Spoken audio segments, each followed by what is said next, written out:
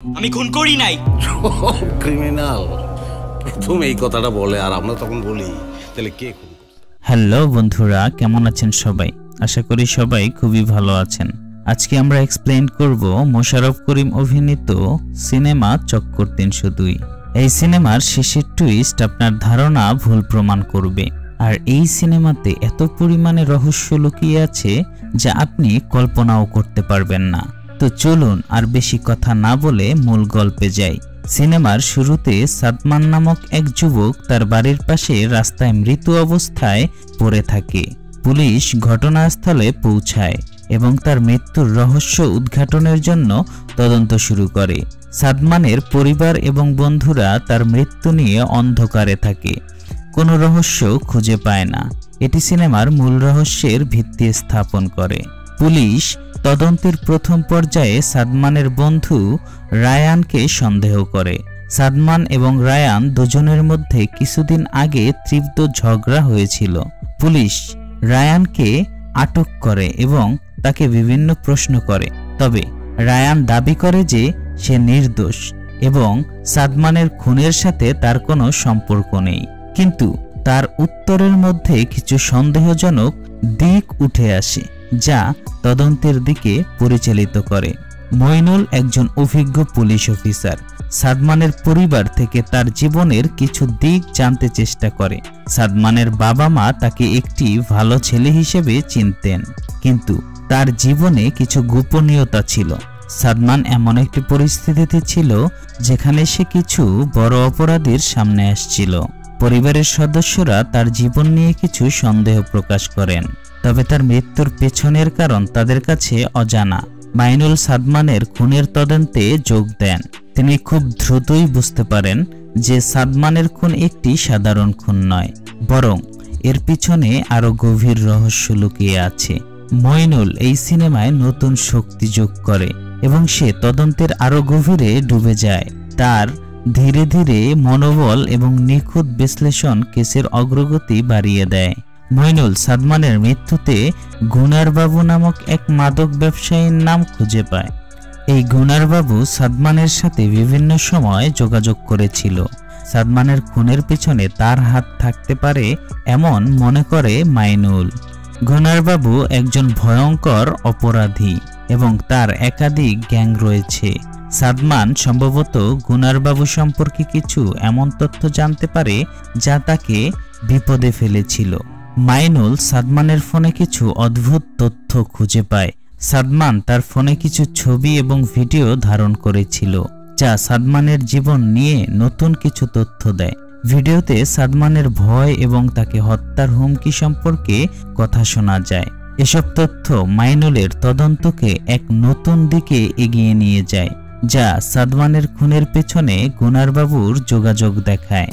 Mainul সাদমানের phone থেকে একটি voice recording খুঁজে পায় যেখানে সাদমান বলে, আমাকে মেরে ফেলবে। এই ভয়েস রেকর্ডিং মাইনুলকে নতুন দিশা দেয়। এটি প্রমাণ করে যে সাদমানকে তার মৃত্যুর আগেই কোনো হুমকি দেওয়া হয়েছিল এবং সে জানতে পারে যে তার জীবন বিপদে আছে। এটি খুনের রহস্যে একটি নতুন মোড় এনে দেয় এবং মাইনুল খুনি খুঁজে বের করার জন্য আরো শক্তিশালী পদক্ষেপ নেয়। মাইনুল তার অনুসন্ধানে বুঝতে পারে যে সাদমানের খুন শুধুমাত্র একটি ব্যক্তিগত দ্বন্দ্বের ফল নয়, বরং এর পেছনে আরো বড় রহস্য আছে। খুনের মূল উদ্দেশ্য এবং এটি একটি সুগঠিত ষড়যন্ত্রের অংশ হতে পারে তা মাইনুলের মাথায় আসে। তদন্তের পরবর্তী পর্যায়ে মাইনুল সাদমানের সামাজিক এবং ব্যক্তিগত জীবন সম্পর্কে আরও তথ্য জানতে পারে যা খুনের রহস্য উন্মোচনে সহায়ক হয়। মইনুল জানতে পারে যে সাদমানের ভিডিও এবং তথ্য কিছু মিডিয়া হাউজের কাছে পৌঁছানোর আগেই গোপন করা হয়েছিল।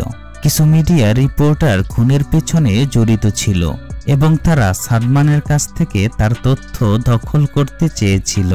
মাইনুল বুঝতে পারে যে সাদমানের মৃত্যুটি শুধুমাত্র অপরাধমূলক নয়, এটি একটি মিডিয়া এবং ক্ষমতার সমন্বয়ের অংশ মাত্র। মাইনুল তার অনুসন্ধানে আরো তথ্য সংগ্রহ করতে থাকে যে সে সাদমানের বন্ধু এবং পরিচিতদের সাথে কথা বলে এবং সেখান থেকে কিছু গুরুত্বপূর্ণ ক্লু পায়। তার অনুসন্ধান একে একে আরো গভীর হয়ে ওঠে এবং মইনুল খুনির কাছাকাছি পৌঁছতে শুরু করে।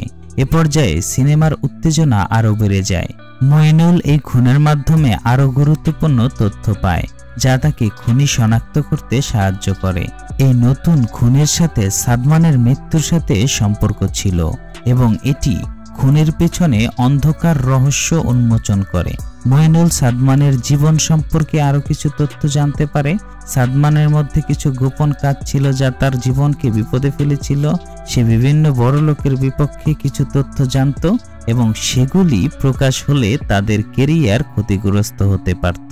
এই তথ্যগুলো সাদমানের মৃত্যুতে গুরুত্বপূর্ণ ভূমিকা পালন করছে।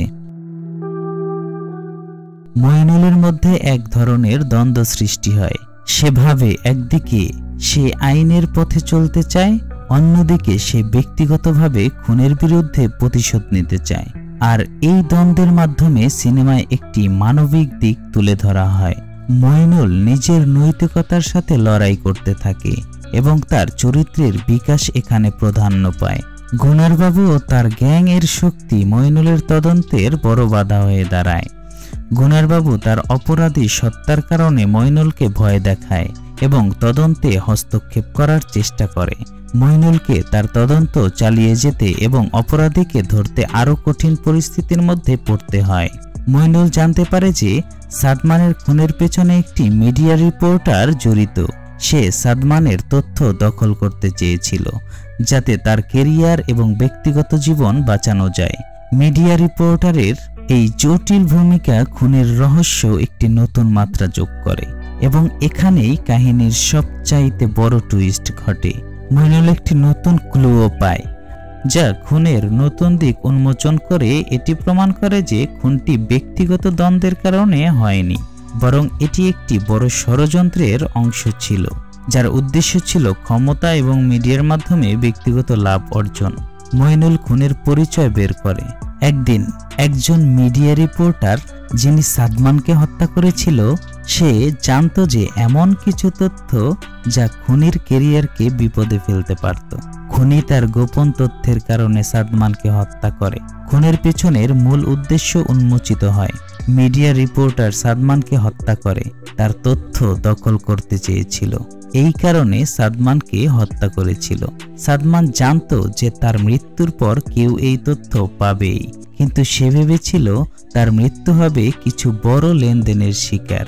মইনুল খুনের বিরুদ্ধে সঠিক ব্যবস্থা নেয় এবং আদালতে তার বিচার শুরু হয়।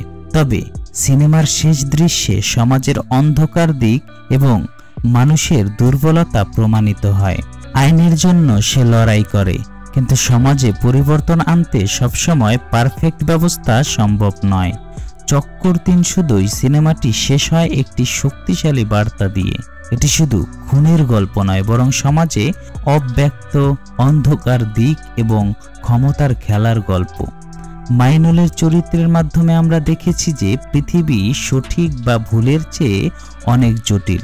তো এই ছিল চক্কর ৩০২ সিনেমার সম্পূর্ণ এক্সপ্লেন। ভিডিওটি আপনাদের কাছে কেমন লেগেছে? যদি ভিডিওটি আপনাদের কাছে একটু ভালো লেগে থাকে তাহলে অবশ্যই লাইক কমেন্ট করবেন। আর হ্যাঁ বন্ধুরা, আমাদের চ্যানেলে যদি আপনি নতুন হয়ে থাকেন তাহলে চ্যানেলটি সাবস্ক্রাইব করবেন। ধন্যবাদ সবাইকে। ভালো থাকবেন, সুস্থ থাকবেন।